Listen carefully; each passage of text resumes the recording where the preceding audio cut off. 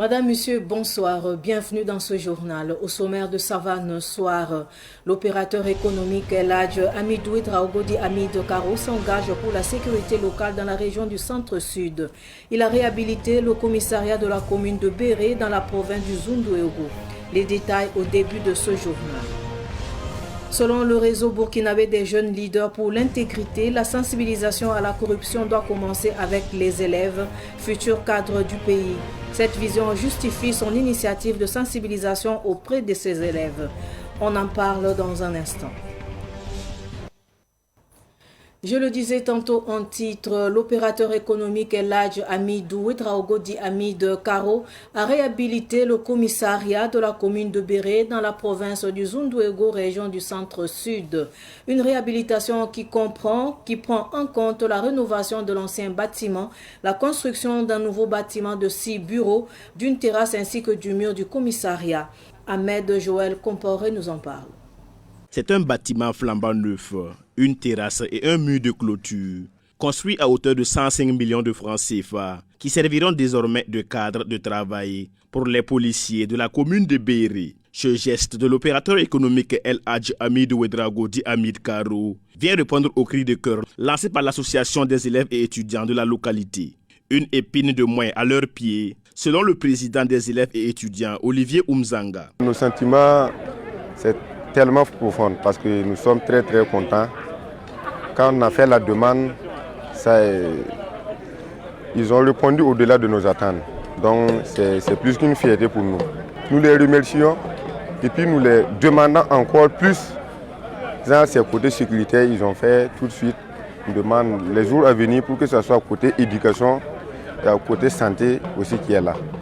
L'opérateur économique Hamid Karo, par ailleurs président de la délégation consulaire de la région du Centre, a à ses côtés ses pairs opérateurs économiques lors de cette inauguration. L'initiative est partie de l'association des étudiants et élèves de Béré qui m'ont approché avec mon coparrain Joseph Dipama pour que nous puissions, à la suite de ce qu'il avait déjà réalisé, porter la doléance auprès de El Hadj Hamidou Ouedraogo. Je crois que la doléance a été acceptée. Aujourd'hui, nous sommes en train d'exprimer une fierté autour d'une réalisation. Le souhait que ce soit une initiative qui puisse s'étendre à d'autres domaines comme les routes. Le ministre en charge de la sécurité, patron de la cérémonie, magnifie cette initiative de Hamid Karo.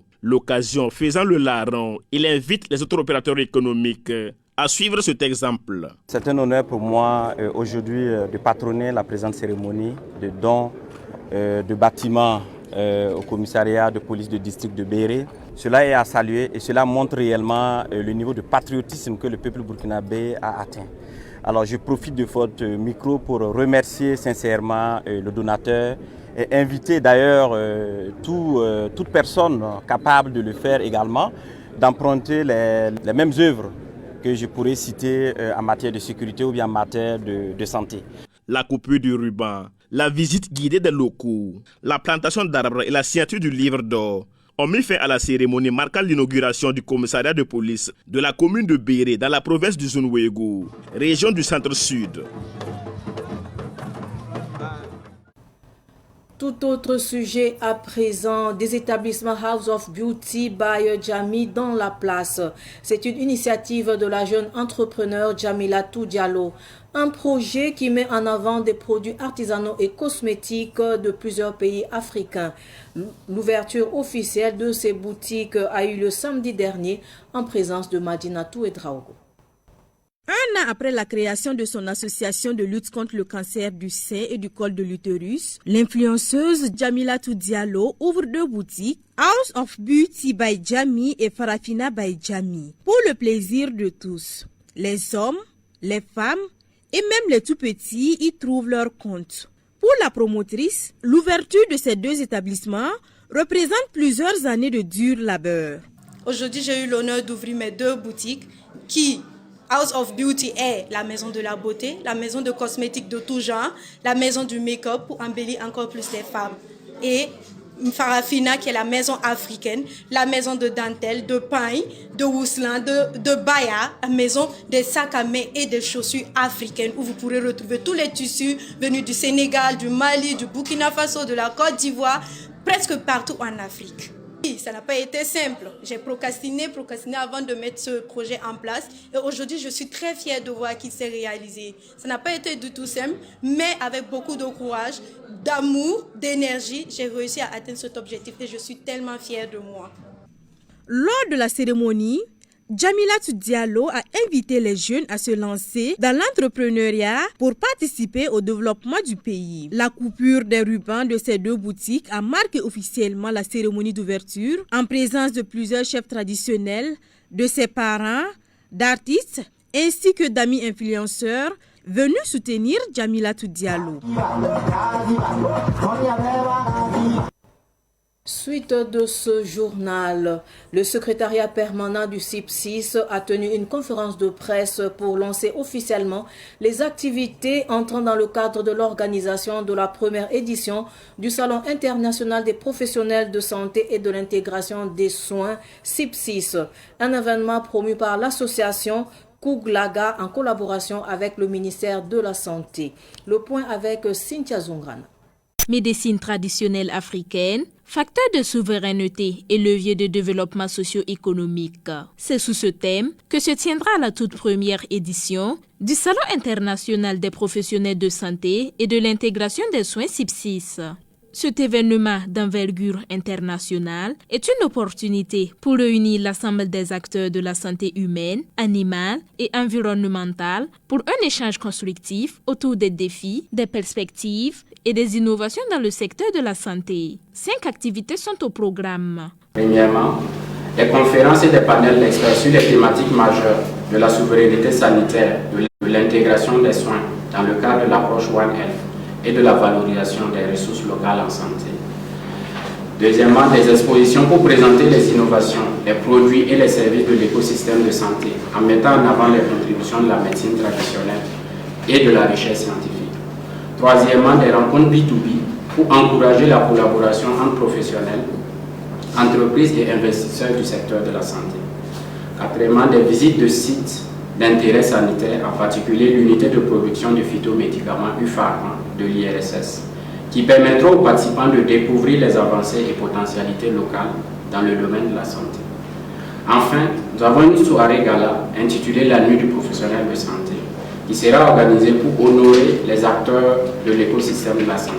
Le CIP6 se veut être la vitrine de l'écosystème de la santé en Afrique en mettant en lumière le potentiel et la complémentarité entre la médecine traditionnelle et moderne. 2 catégories de prix seront décernées. Pour la première catégorie des prix CIP6, nous avons 8 prix, dont le prix de l'Amazone de la natalité africaine, le prix de l'intégration des soins, le prix Dr Pando Zéphirin Dakiou pour la promotion de la médecine et de la pharmacopée traditionnelle africaine, le prix du centenaire autonome, le prix One Health, le prix de la promotion de la formation en sciences de la santé, le prix professeur Robert Tenga Guillemde pour la recherche scientifique médicale et enfin le 8e prix qui est le prix santé et innovation digitale.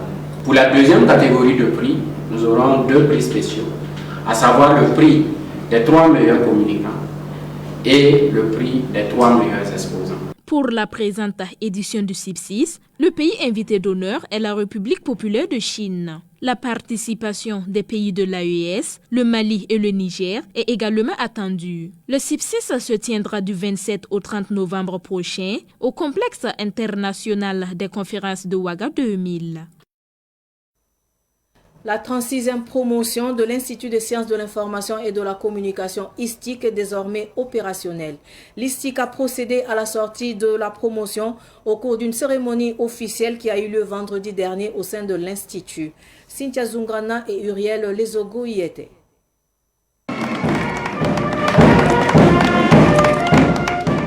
Ils sont au nombre de 91, 42 dans la filière journalisme, 41 en communication et 8 en technique et technologie des médias. Ces étudiants diplômés sont prêts à investir le marché du travail et à contribuer à la professionnalisation des métiers des médias, de la communication, de l'audiovisuel et du multimédia. La directrice générale de l'ISTIC, dans son discours, félicite les nouveaux diplômés tout en rappelant leurs responsabilités. Votre devoir sera d'assurer une information juste et une communication saine au sein des populations dans un contexte de crise comme le nôtre et dans un monde où l'information circule à une vitesse fulgurante.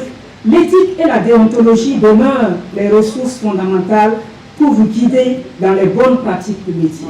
Armés de compétences aiguisées, ces nouveaux diplômés expriment par la voix de leur délégué Lambert Soma leur engagement et leur détermination au service de la société. Nous, étudiants de la 36e promotion, avons choisi le nom de baptême héritage. Ce choix symbolise notre engagement à être le lien entre les générations qui nous ont précédés et celles qui nous suivront. Nous avons pour ambition de perpétuer les valeurs et les enseignements de nos aînés tout en innovant et en adaptant nos compétences aux enjeux d'aujourd'hui et de demain. Cet engagement est conforme au nom de baptême de la promotion qui est héritage. Le ministre en charge de la communication, Jean-Emmanuel Ouedraogo, leur laisse alors un message de soutien. Il me plaît de vous rappeler que le diplôme que vous avez reçu aujourd'hui vous engage dans une grande responsabilité. Dans un monde marqué par des bouleversements technologiques et par la montée des fausses informations, vous avez un rôle crucial à jouer. Au regard de vos statuts de journalistes, de techniciens et de communicants, vous serez appelés à être les gardiens de la vérité, les protecteurs de l'éthique et les promoteurs de la transparence. Lors de cette cérémonie, les majors des différentes filières ont reçu des cadeaux. La passation de fanion entre le délégué de la 36e promotion et celui de la 37e promotion a marqué la fin de cette cérémonie officielle de sortie de la 36e promotion de l'ISTIC.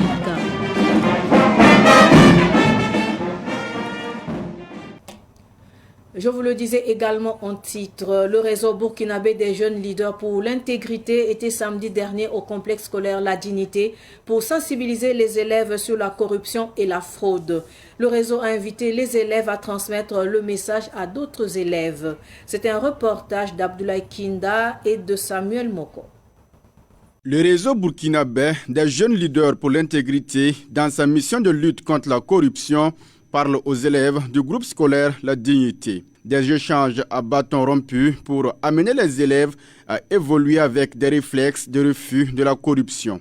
Pour Charlotte Bambara, présidente du réseau, la sensibilisation doit commencer par les élèves qui sont les futurs cadres du pays. Ce sont les futurs dirigeants du pays et nous avons jugé bon que la sensibilisation doit passer par la jeunesse, par les plus jeunes, et ceux qui sont dans les lycées et collèges, pour un réel changement de comportement et pour vraiment réduire le taux de corruption au Burkina Faso. Ils doivent prendre conscience que la corruption n'a que des inconvénients et que la corruption est un réel frein au développement du pays. Les élèves qui se sont mobilisés pour la circonstance disent avoir retenu plusieurs informations lors de cette sensibilisation. La corruption est l'action de détourner quelqu'un de son devoir pour engager à faire quelque chose contre l'honneur. Par conséquence négative, on a le retard de notre pays. Si on arrive à lutter contre la corruption, cela peut aider à notre pays de se développer. La corruption est un fléau qui menace notre pays depuis longtemps. La corruption a des conséquences néfastes sur notre pays. La corruption accélère le taux de pauvreté dans notre pays. Et la corruption aussi retarde le développement de notre pays. La lutte contre la corruption doit être le cheval de bataille de tous les Burkinabés, selon le fondateur du lycée, Amadé Adama Soro. En tant que fondateur, je suis très honoré par cette séance de sensibilisation et c'est également l'occasion pour nous d'interpeller l'ensemble des citoyens, que ce soit au niveau des structures étatiques, au niveau des structures privées, de faire en sorte que la lutte contre la corruption soit notre cheval de bataille. Car si nous ne mettons pas l'accent, si nous ne donnons pas la main pour lutter contre ce fléau, ça veut dire que les efforts qui sont fournis seront vains. d'autant plus que nous sommes dans une nouvelle dynamique impulsée par le capitaine Ibrahim Traoré avec son équipe en ce qui concerne la traque de la corruption au Burkina Faso, et l'actualité récente nous instruit suffisamment sur l'effort qui reste à faire pour vraiment juguler ce fléau. Le réseau burkinabé des jeunes leaders pour l'intégrité a invité les élèves à être des relais auprès de leurs camarades. Parlons à présent de l'intronisation de l'émir de Thiou. Le conseil des sages de Thiou, dans la province du Yatenga, a procédé à l'intronisation du 14e émir de Thiou. Plusieurs autres émirs, représentants administratifs et coutumiers ont marqué de leur présence cet événement et formulé de vœux de succès à l'endroit du nouveau chef. C'était le week-end dernier à Ouagadougou en raison de la situation sécuritaire. Les détails avec Sidiki Kabré. C'est fait. Mikaïlou Diallo est devenu le 14e émir de Thiou dans le Yatenga. Avec ses attributs que sont le bonnet, la lance et la canne, le nouveau émir de Thiou place son règne sous le signe de la paix et du vivre ensemble. De mon siège, je lance un appel. Je tends la main d'abord aux fils et aux filles de Thiou, aux chefs coutumiers, à l'administration, aux leaders, aux acteurs de tous les niveaux, à toutes les personnes ressources qui détiennent encore une parcelle d'influence positive pour qu'on travaille la main dans la main, afin non seulement de redorer le blason de la chefferie coutumière et s'attaquer aux vraies questions. Des questions de paix, des questions de sécurité, des questions de cohésion sociale, des questions tout simplement de développement du Burkina Faso. L'émir de Niou et de Dédougou, présents à cette cérémonie d'intronisation, ont félicité le nouveau émir et lui souhaité longue vie avec des conseils à l'appui. Nous souhaitons un bon magistère de prospérité, de longévité et de succès au nouveau successeur, l'émir de Thiou. On lui souhaite un bon règne. Nous souhaitons qu'il soit un chef coutumier, conciliateur et un bon leader. Nous souhaitons qu'il soit un roi qui prône la justice, l'équité et surtout qu'il soit bienveillant envers sa communauté. Nous demandons à sa communauté de le soutenir afin qu'il puisse travailler pour le bonheur de toute la communauté.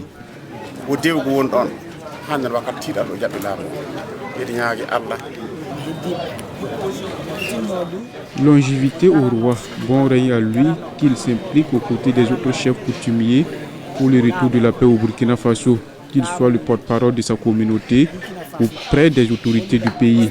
Nous sommes le même peuple et nous œuvrons tous pour un Burkina de paix. Le territoire de l'émir de Thiou s'étend sur 122 villages de la province du Yatenga. L'intronisation a été le lieu de prière pour le retour de la paix au Burkina Faso. Direction la province du BAM, Nabakiba de Rissiam à Sapsé, dans la province du BAM, traduit une fois de plus sa reconnaissance à Dieu et aux ancêtres en cette fin de campagne agricole. Il a fait au cours de la fête coutumière annuelle où le Mousse Kyougou célébré le samedi dernier à sa résidence. Yacouba Kiamtore nous en parle. Le roi de Rissiam à Sapsé, Nabakiba dans la province du BAM, est reconnaissant à Dieu et aux membres des ancêtres pour la santé et la protection durant l'année. Le mosquée se fait chaque année pour dire merci à Dieu et aux ancêtres après les récoltes. C'est notre 31 décembre au 1er janvier. C'est la nouvelle année pour nous, pour les coutumiers et pour les mochis, la tradition. Nous implorons aussi Dieu pour qu'on ait la santé, la prospérité et longévité. Voilà. Parce que si tu viens une année, 12 mois tu gagnes, c'est une longue vie.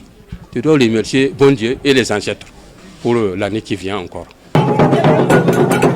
Cette fête coutumière annuelle du Nabakiba de Rissiam renforce aussi les liens de parenté, d'amitié et d'alliance dans la localité.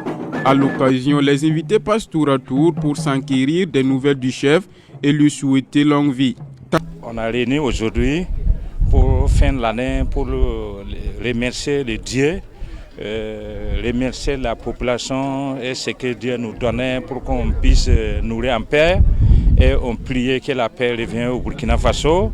Et on demande nos ancêtres que la paix revienne et puis de soutenir le président pour que c'est que ça arrive notre pays là, pour qu'on combatte l'ennemi jusqu'à la fin. Le roi de Rissiam, Assamsé, profite également de sa fête coutumière pour implorer les mains des ancêtres pour le retour de la paix au Burkina Faso. Nous, en tant que coutumiers et la population, chaque moment, nous faisons des offrandes, faisons des sacrifices pour qu'il y ait la paix. Pour qu'il y ait la paix pour notre faso. Donc on manque pas ça. Tout le temps on le fait pour la société et pour le pays tout entier. Je souhaite que Dieu nous accorde la santé et le bonheur. Que Dieu nous épargne du terrorisme. Le Naba Kiba de Rissiam, tout en souhaitant bonne fête à sa communauté, invite la population à promouvoir les valeurs de paix et de cohésion sociale.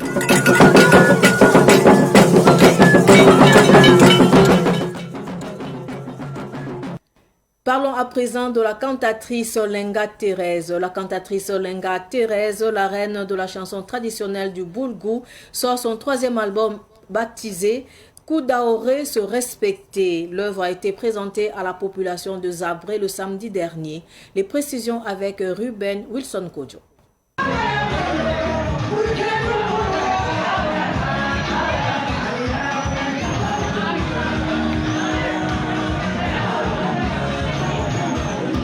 Koudaoré est une œuvre de 7 titres qui traite de plusieurs sujets d'actualité tels que la paix et la cohésion sociale. C'est un opus de 7 titres financé par le Bureau burkinabé des droits d'auteur BBDA en partie, en haute partie donc par la maison de communication Amaji.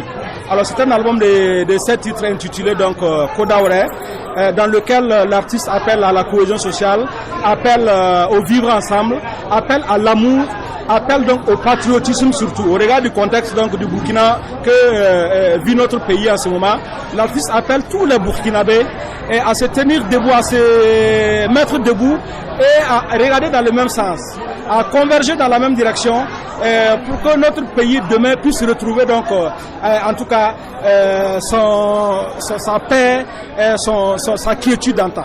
Du haut de ses 67 ans, la cantatrice Lenga Thérèse a remporté plusieurs prix sur le plan national qu'international. L'artiste musicien Kézi, fils de Zabré, qui a d'ailleurs acheté le premier CD à 100 000 francs CFA, connaît bien Lenga Thérèse. Lenga Thérèse est une cantatrice, bien sûr, qui a fait ses preuves sur le plan national et international. Je pense que vous êtes unanime que ce que nous venons d'écouter est une belle œuvre. Et vu le thème également abordé, c'est des thèmes qui sont d'actualité. Quand on veut rehausser le moral des Burkinabés face à l'adversité, je pense que c'est un rôle. L'artiste est un ambassadeur et je pense que l'artiste a joué son rôle. Esmer de Zabré, avocat de son état, Maître Bouraïma Louré a fait le déplacement pour soutenir l'artiste. J'ai accepté de patronner effectivement cet événement parce que pour moi, Lenga Thérèse est une grande cantatrice du liré, une ambassadrice du liré de la musique traditionnelle. Et lorsqu'elle m'a parlé de la sortie de cet album et de la dédicace ce jour, je n'ai pas hésité un seul instant à l'accompagner. L'œuvre nous a été présentée lors de cette dédicace et il me semble donc que c'est des titres de très belle facture, très profonds en ce qui concerne les messages et des très belles mélodies également qui sont distillées pour tout ce qui nous a été donné d'être entendu.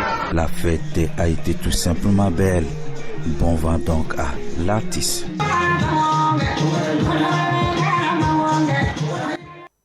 Avant de clore cette édition d'information, la 8e édition de Fitness Music s'est tenue vendredi dernier au stade municipal de Ouagadougou sous le thème Jeunesse et sécurité routière.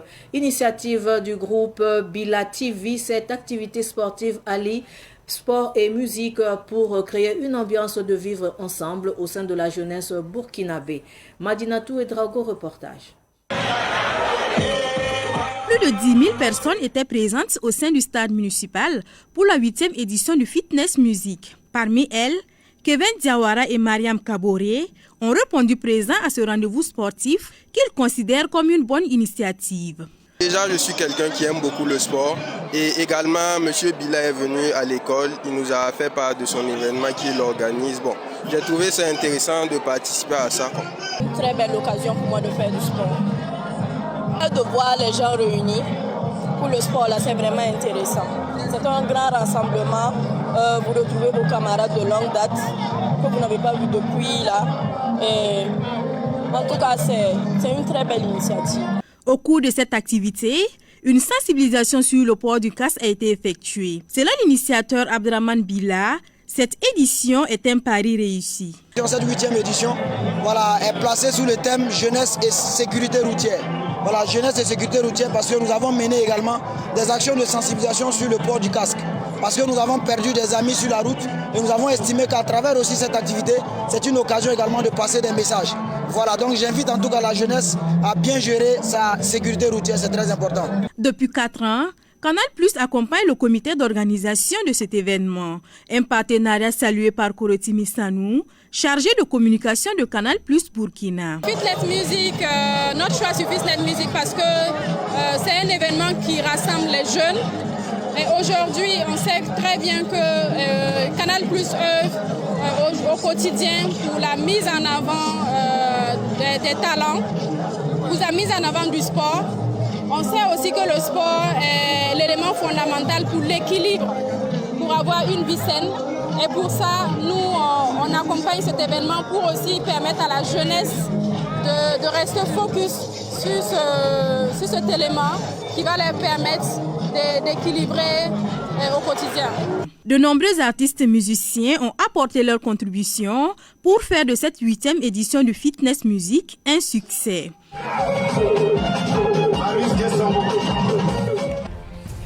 Ainsi s'achève cette édition d'information. Merci de rester fidèle au programme de Savanti. Au revoir.